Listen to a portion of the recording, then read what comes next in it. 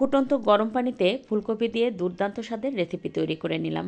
তার জন্য ফুটন্ত গরম পানিতে একটা ফুলকপি দিয়েছি, সাথে দিয়েছি 1 চা চামচ পরিমাণ লবণ। তারপর 60% মতো সিদ্ধ করে নামিয়ে ঠান্ডা করে ছোট ছোট কুচি করে কেটে নিয়েছি।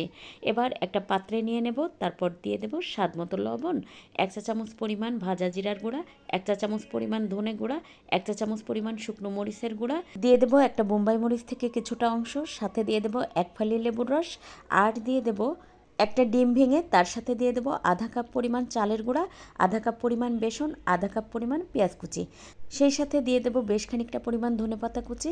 তারপরে সব কিছু হাত দিয়ে খুব ভালোভাবে মেখে নিয়ে পাকোড়ার শেপ দেওয়া যায় এরকম করে নিব। তারপরে ভাজার জন্য চুলায় একটা প্যানে পর্যাপ্ত পরিমাণ তেল গরম করে আমি পাকোড়াগুলো ভেজে নিলাম। তো দেখতেই পাচ্ছেন আমার কিন্তু পাকোড়াগুলো অসম্ভব লোভনীয় দেখাচ্ছে আর খেতেও অনেক মজার হয়েছিল। পরিবেশনের আগে একটু বিট লবণ দিয়েছিলাম।